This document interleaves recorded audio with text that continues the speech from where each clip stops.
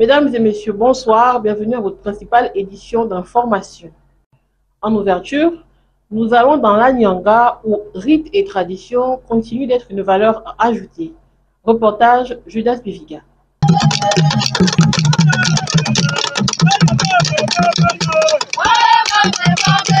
Derrière la richesse culturelle se cachent plusieurs mystères, mais dont l'essentiel est présenté sous forme de chants et danses. Dans plusieurs rites, comme le Bwiti, Ilombo, le Djembe ou autres, sont parfois considérés comme un moyen de cultiver son savoir. Dans un hôtel de la place, les initiés ont voulu valoriser leur culture en invitant les populations à y assister. C'est avec nous, et chacun ça dans lui.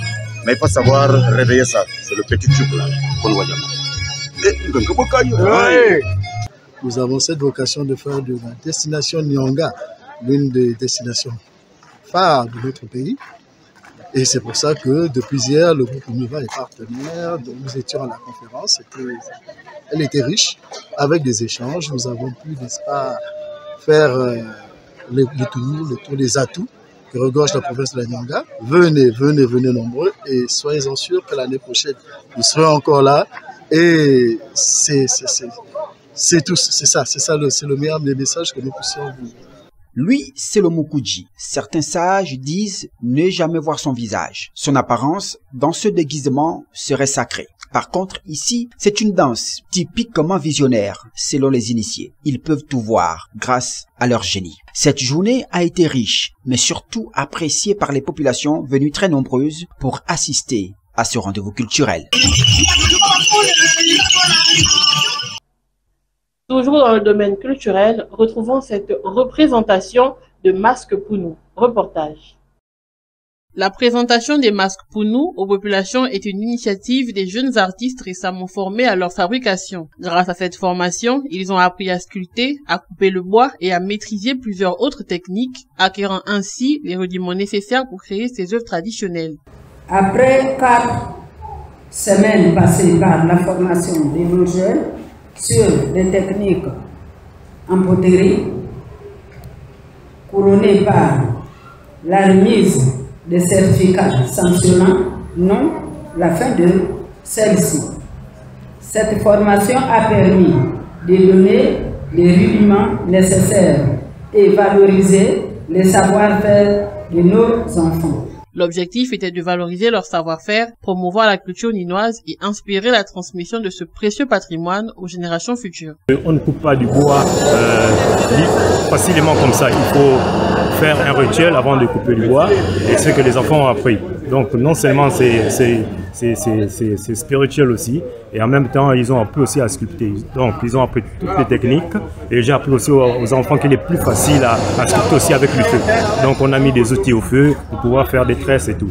Donc vraiment je suis très content parce que normalement j'ai sculpté seul. Je ne voulais pas, lorsque les personnes venaient me trouver à la télé pendant que je sculptais.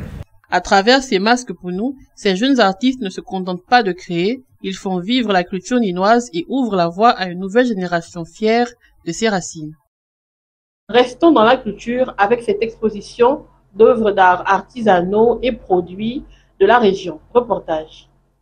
C'est dans un hôtel de la place qu'a été organisée une exposition mettant à l'honneur les produits artisanaux de la région. Initiée par le parc Mukalabadoudou, elle a permis de faire découvrir la diversité des créations locales. Les visiteurs ont ainsi pu admirer la pharmacopée traditionnelle, les savons traditionnels aux vertus médicinales, goûter des jus naturels et du miel artisanal, apprécier la confection de sacs et accessoires faits main et également être captivés par la beauté et la symbolique culturelle des masques traditionnels. Au jour d'aujourd'hui, nous avons initié la pharmacopée dans la province de Nyanga, exactement parce qu'on veut soigner des pathologies qu'on ne peut pas arriver à soigner à l'hôpital, à la médecine moderne, mais à la médecine traditionnelle, on peut bien soigner. Le savon là est fabriqué à base de peau de banane mélangée à l'huile de palme. Ça soigne la mycose, la teigne illégale et autres choses. Oui, par exemple, ceci, c'est un sac de voyage en paille. Les finitions, ils sont, c'est dur, 20 000 francs. L'ensemble des stands a suscité l'enthousiasme des visiteurs, séduits par la créativité et le savoir-faire des artisans. Vous pouvez devenir riche en investissant à Nyanga.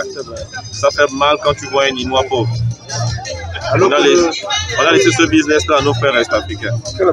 C'est grâce à ça qu'ils arrivent à avoir les boutiques, qu'ils avoir des cantères. Une exposition riche en découvertes qui a su mettre en valeur le patrimoine artisanal de la région et rappeler l'importance de soutenir ceux qui préservent ces traditions.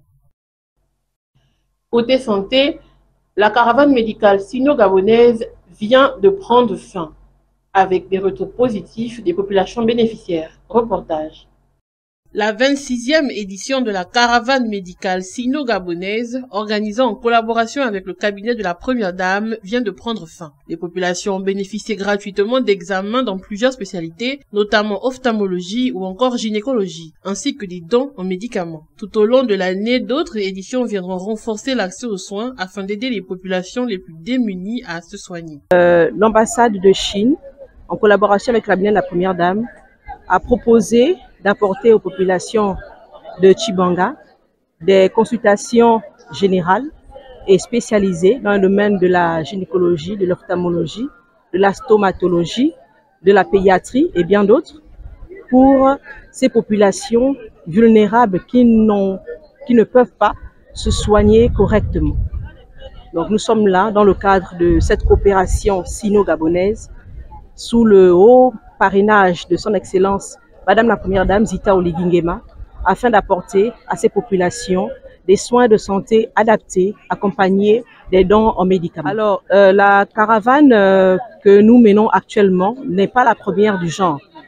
L'équipe médicale chinoise est à sa 26e édition. Et ce n'est que partie remise. Et tout au long de l'année, il y a des caravanes qui vont se faire sous la conduite de son Excellence Zita Oligingema. Une initiative qui, au-delà du geste médical, montre la volonté des autorités à permettre l'accès à des soins aux communautés les plus vulnérables. Législative et locale de la 5e République. C'est sur LMTV, la Nyanga autrement.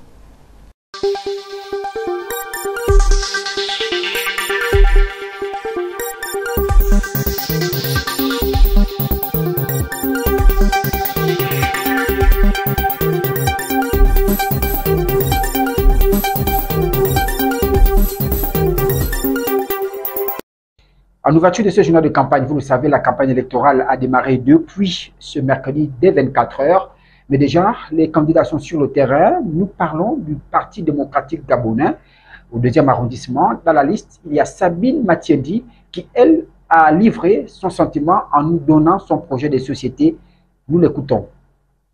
Je suis effectivement candidate pour le compte des élections locales au 2e siège au compte du 2e arrondissement de la commune de Tchibanga. Alors, quelle a été ma motivation? Ma motivation est telle que depuis déjà plusieurs années, militante au sein du Parti démocratique gabonais et résidente du 2e arrondissement, j'ai constaté, au moins de manière générale, beaucoup de failles. Beaucoup de failles qui, pour moi, en tant qu'enfant d'abord de la province et enfant du 2e arrondissement, fille du 2e arrondissement, j'ai alors décidé, pour cette échéance électorale, de porter haut les doléances de notre circonscription électorale qu'est le 2e arrondissement. Alors, qu'est-ce que nous promotons au sortir de ces élections?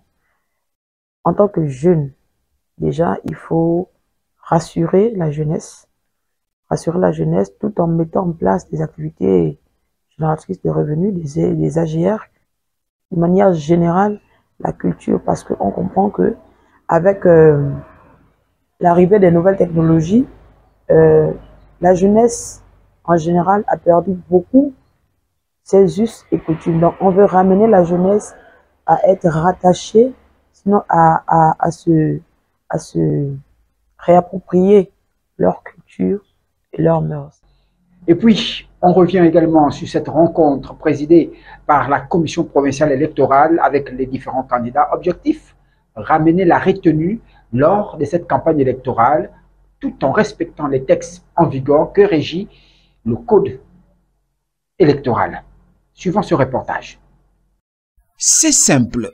Candidat oui, mais un candidat avec beaucoup de retenue, surtout en cette période de campagne électorale. C'est donc le sens de cette rencontre présidée par la commission provinciale électorale et les différents candidats. Autre point évoqué, la circulation lors des élections d'une procuration. Là encore, il y a une ligne à respecter conformément à la loi électorale. Cette réunion avec les partis politiques est importante parce que au début de la campagne électorale, les uns et les autres doivent avoir la même information. Parce que nous avons constaté parfois de mauvaises interprétations de la loi. Il y en a qui ne connaissent pas la loi. Mais nous sommes là pour rappeler effectivement par rapport à certains points les dispositions de la loi. Et également apaiser. Il faut apaiser effectivement les uns et les autres par rapport au scrutin qui arrive. Cette rencontre, présidée en présence du gouverneur de province, visait à interpeller les différents candidats de battre campagne tout en respectant les textes. Et en ce qui nous concerne, nous avons soulevé 3 préoccupations. La première était relative aux autorisations préalables pour mener un meeting. Ces questions, nous avons d'ailleurs reçu satisfaction dans la mesure où nous avons pu avoir la procédure exacte par rapport aux autorités vers qui nous devions nous adresser. Ensuite, il a été question également de parler de l'épineuse question relative aux procurations, parce qu'on s'est rendu compte qu'un certain nombre de candidats se ruaient vers la recherche effrénée de ce sésame. La campagne électorale étant lancée, à Tshibonga, la ville reste tout de même calme et chacun continue à vaquer à ses préoccupations.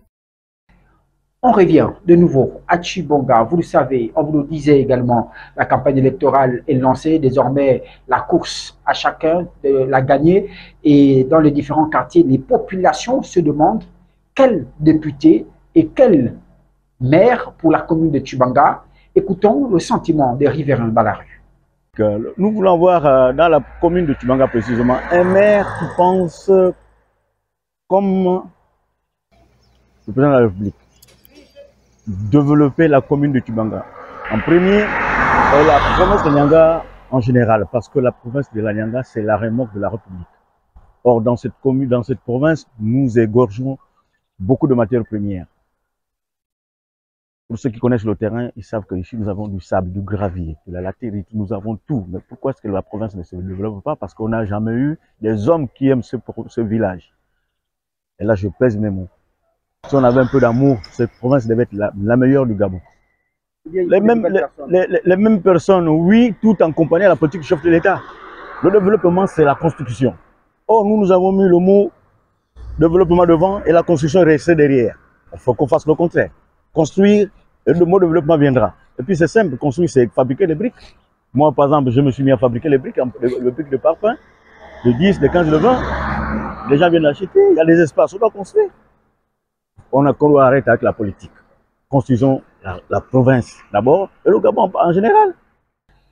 Fin de ce journal de campagne. Merci de nous avoir suivis. À tous les candidats, pour ceux qui veulent être couverts par LMTV, eh bien, il suffit simplement de nous appeler au 060 33 15 61. Au revoir et à demain.